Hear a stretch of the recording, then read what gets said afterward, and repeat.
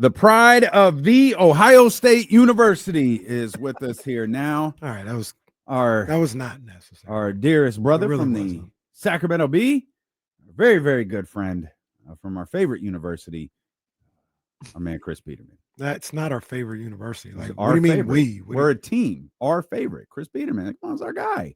How many Michigan people join us? None. How many Ohio State people join us? Chris Biderman. I'm gonna find somebody from Michigan to have on weekly. Locked on Wolverines. Just come in and talk. Chris, appreciate your time, man. As always, I figured there'd be some quite a bit to talk about. It turns out there's a lot more than we expected. I know you and Kyle are getting ready to talk about this over at Candlestick Chronicles. Let's start with the Ian Rappaport report that Brock Purdy could be out 2 to 5 weeks. What's that look like for the San Francisco 49ers if that winds up being true? If it's 2 weeks, he misses the Saints and Cardinals, which feel like winnable games. If it's 3 weeks, you're looking at the home game against the Jacksonville Jaguars. If it's 4 weeks and 5 weeks, then you start looking at probably the toughest games the Niners have on their schedule at the Rams on that Thursday night, October 2nd, and then at Tampa Bay. So I would say that's probably the toughest 2-game stretch that the 49ers have this season. So I think, John Lynch went on the radio today and said something like it's going to be week to week.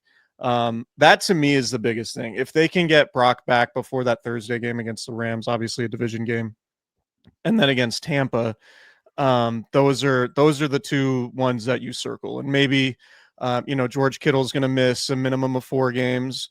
So he could be back for Tampa October 12th. That's about the time you might be thinking about getting Brandon Ayuk back. So if the 49ers can just kind of tread water and go 2-2 or 3-1, like 3-1, I feel like over the next 4 games, if Brock doesn't play, would be a pretty massive win overall from a big picture perspective. So yeah, I'm looking for them, given the way the schedule plays out. Can they get to 2-2? Or can they go 2-2 over that stretch and then hit those Rams and Bucks games, get their guys back healthy, which they'll need if they can go on the road and win those. When George Kittle was ruled out, they just said multiple weeks at first. I was thinking you'll probably see him after that mini bye with the Rams. Mm-hmm. We talked about it yesterday, me and Damian did, about he's questionable. He's looking like he might not be able to go, talking about Brock Purdy. I keep looking at that Thursday game as I think they're trying to get through that scenario where they have the quote-unquote mini bye, an extra 3 or 4 days, and that's probably when you bring somebody back. Is that the way you're seeing it for both of those guys, potentially, George Kittle and Brock Purdy? Yeah, I think so. I think at Tampa is probably the toughest game they have on their schedule the whole year, depending on how you feel about Houston. But yeah, I think that's about right. It's going to be 4 weeks for Kittle. It sounded like, he might have been able to push it had that Rams game been a normal week. That might have been around a normal target date, but because it was a short week, they can give him the benefit of that extra time off. So yeah, I think that game against Tampa certainly makes sense. And, I'm fascinated to see what this looks like, honestly. Like, for all the talk about Mac Jones and all the hand-wringing Kyle and I did about how much of a massive mistake that would be for the 49ers to trade up from 12 to take Mac Jones in 2021. Like, now we'll kind of get a chance to see what it looks like. And I think if you're trying to find a silver lining to it, Mac Jones has started 49 games in the NFL. So this is not a Brandon Allen situation like it was last year when Brock Purdy was hurt. This is somebody who, is conceivably in his athletic prime. Not that Mac Jones is like a prime athlete or anything like that, but this is a guy who's played a lot of football, who's started a bunch of games, who's played with Kendrick Bourne. Kendrick Bourne was in New England when Mac Jones was a rookie, and they played 3 years together. But that rookie season for Mac Jones was Kendrick Bourne's best season. So that'll be something to keep an eye on while Juwan Jennings' status is up in the air. So yeah, I mean, we'll get to see Kyle Shanahan's dream of, how it plays out with Mac Jones, because I think everybody kind of has the idea that that's initially what he wanted, and he was dissuaded from that towards Trey Lance in 2021. But yeah, man, it's going to be It'll be very interesting. The good thing, the other good thing too, is that this is so early in the season, and that with the 17 game schedule and the schedule being as easy as it is for the 49ers, I think it could have happened at a much worse time of the season, put it that way. Mac Jones, like you pointed this out, he's played football now. This isn't like, trading up to, to draft him when they wound up taking Trey Lance. But I'm of the belief that like it might not be so bad. And part of it is the schedule. The other part of it is I do have a great respect for Kyle Shanahan, the play caller. And I think he has a way of managing the offense that could be beneficial for Mac Jones. It's not a situation where you're replacing Josh Allen and you've got to find a way to go throw for 400, 500 yards a game, or, you're Patrick Mahomes and you're the central focus of everything that happens on the offensive end for the Kansas City Chiefs. Like, it's a little bit different of a situation. And I don't mean that to demean Brock Purdy in any sort of way, but you have built this team to function on many different levels, with Kyle being the master manipulator of all of that. And obviously I would much rather have Brock Purdy out there for the 49ers to be successful, but I don't think it's the end of the world that Mac Jones might have to be under center for a couple of weeks. Well, and I think you saw it Sunday in Seattle too, that really like the most indispensable guy on the 49ers offense was Christian McCaffrey. And somehow we're going into this week with the script completely flipped, that we're feeling the best about Christian McCaffrey's health when you look at the 49ers skill positions. And given the way he was used in the receiving game, there was that fourth down where he's motioned out wide to the left. Seahawks only have two defenders over there. He runs a simple out route, and you're able to convert an easy 4th and 2. Like, can Kyle Shanahan continue to figure out ways to get Christian McCaffrey the ball in space? Because that's ultimately going to be Mac Jones' best friend, because he doesn't have, the security blanket at tight end in George Kittle. And Ricky Pearsall's still relatively new. But like can't you still have Christian McCaffrey? So I think from that standpoint, you should be able to run the ball okay against the Saints. You should be able to figure out ways to get him the ball in space on those short passes to get Mac Jones comfortable and potentially in rhythm. And that to me is sort of the saving grace with all this, is like, all right, well, you can still count on Christian McCaffrey getting 25 touches. And that's generally been a very good thing for the Niners. Yeah, Chris, and I look at it the same way D'Lo does here, where you've got a guy like Kyle Shanahan, and he's dealt with, I don't want to say this is exactly who Mac Jones is, but he's dealt with subpar quarterbacks before. He had Nick Mullins under center and was able to have a functioning offense with him in there. He's had C.J. Beathard under center and had a functioning offense in games while he was there.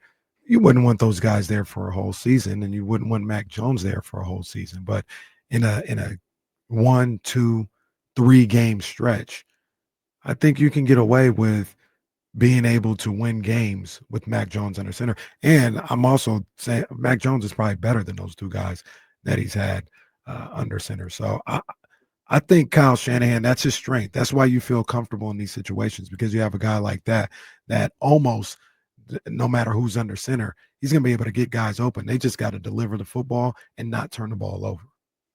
Yeah, and we haven't even talked about the defense yet, right? Like the defense coming into the season was probably a bit, aside from the injuries, was a far bigger question mark than the offense. And then you come out of week 1 in Seattle feeling pretty good about how the defense played, particularly a lot of the young players. Marquise Siegel, the safety, played really well. D. Winters certainly took a step and looked like one of the best players on the field. The defensive line did a good job at creating lanes for the linebackers to fill in the running game. So could there be more from the pass rush outside of Nick Bosa? Absolutely. But I think the defense too can give the 49ers a chance. Like there's a real possibility that going against Spencer Rattler, that the 49ers can score 17 points again and win that game. Right. So it might not be that they need Mac Jones to throw for 300 yards and 4 touchdowns. They might just need him to not turn the ball over. Special teams is obviously going to have to be better. But it's given the way the Saints are constructed and where they're at and their quarterback situation, the Niners don't need to go in there and light it up offensively. And if the defense continues to play well, that could help Mac Jones out as much as anything on offense. What's the key to the defense playing well, because they've got obviously an influx of young guys over there. That's kind of the part of the ball. It's kind of the part of the field that's in the most transition is that defensive side. But you still have Nick Bosa over there, who had a huge play on Sunday, and of course, Fred Warner, the guy who holds everything together for us. I think it's Robert Saleh's return. I think Mm. the combination just so one thing that Robert Saleh always did when, during his first tenure with the 49ers, they would watch film cut-ups as a team and track loafs, right? That they would call them loafs. And they would basically like who isn't sprinting as hard as they can to the football or do their responsibility on any given play. And these guys would get basically like demerits in front of the whole team. And if you got some of those, like those would be embarrassing, obviously. And I think with Nick Sorensen and Steve Wilkes, I mean, frankly, it just seemed like the defense didn't play quite as hard, right? Like there was an element of, I think there was a little bit of a lack of trust between the players and the coaching staff from the standpoint of like when you have really smart players like Fred Warner and Nick Bosa who don't love the play call, there isn't going to be that same level of buy-in. I think there's just a different level of buy-in when Robert Saleh is there, on top of Robert Saleh dialing up a really sound scheme, not creating, insane mismatches that we saw with Steve Wilkes and Nick Sorensen at times. The blitzes all seem really well timed. And I think it's allowing the young guys to play fast and play with a level of confidence because of how good Robert Saleh is at defensive coordinator. So to me, that's the whole key. Like it was going to be like coming into the season, it was going to be, all right, the Niners are going to be good on defense because they have a whole bunch of talented dudes. They do have some talent on the defensive side, but they're going to be a good defense because they're greater than the sum of their parts because of how well coached they are on that side. So when you look at, with very few exceptions on Sunday, when you look at that game against Seattle, it wasn't like there were coverage busts all over the field. It wasn't like there was a terrible blitz call that the Seahawks were able to take advantage of. It was a very sound defense, and I thought everyone was flying around and playing really fast. And I think all that's a credit to Robert Saleh coming back. Yeah, one of the things that we've talked about is I think when you talk about the 49ers schedule, and a lot of people look at it like it's easy, all this other stuff. And I just don't feel like you can do that without seeing games first. Mm-hmm. But one of the things that I would look at is I look at the quarterbacks. Yep. Is this a quarterback against a 49ers defense that we think is going to be improved, that they should be able to handle? And I see quite a few of those. And this Sunday is one of them. Spencer Rattler, I know they're in the Superdome. I know they're on the road. I know it's the NFL. You got to respect these guys for what they can bring to the table, and anybody can win any given Sunday. But Robert Saleh, Nick Bosa, Fred Warner, those guys should be able to, at the very least, keep it a low-scoring game to give the offense an opportunity to come out of there with a win, even with the injuries that are going on. I think that defense looked phenomenal on Sunday, and I could see the same type of performance on Sunday against the Saints. Yeah, I would agree with that. And Kyle and I did the exercise before Sunday's game, doing kind of a big picture season preview and just kind of going through the opposing quarterbacks like you're talking about. And I predicted the 49ers would go 11-6, in large part because, like you mentioned, it's not necessarily the ease of the schedule, but it's just the quarterbacks you go against. Like aside from the two games against the Rams, I kind of think Brock and Baker, they're a toss-up. And maybe, if you want to say CJ Stroud's better than Brock, I wouldn't argue against that. But I think Brock's better than Kyler, and then basically all of the other quarterbacks the Niners have on their schedule. And just from that standpoint, if you're a well-coached defense and if the offense can, stay afloat with all these injuries, then you're going to be a really competitive team. So I just, I think the 49ers from the scheduling standpoint, it is about the quarterbacks. It's not, they don't have Jordan Love. They don't have, last year they had Jordan Love and Josh Allen, and year before they had Lamar. Like they don't, and last year they had Mahomes again, right? Like, and Herbert. Like they don't have any of these guys on the schedule this year. It's all a bunch of middling to lower tier quarterbacks. So with Robert Saleh back, if they can, accelerate the development of this defense with all these young guys, the Niners can be in a really good spot, and Sunday could, could be an example of that. And, we're going to talk, there's going to be a ton of discussion about Mac Jones coming out of the game, but really to me, if the Niners can hold the Saints to, 14 points or fewer, I think they should have a really good chance to win that game.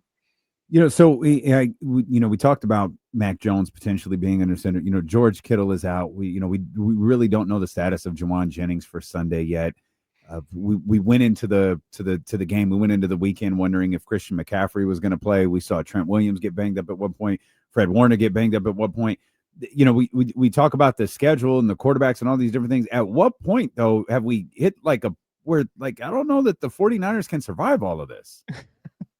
That's a great question. I would say, with the exception of Brandon Ayuk, it doesn't seem like any of these injuries are long-term, right? Like if guys are tearing ACLs and, knock on wood, and any other serious injuries like that, and they're done for the season, at that point you start to be like, oh, okay, this is really, really bad.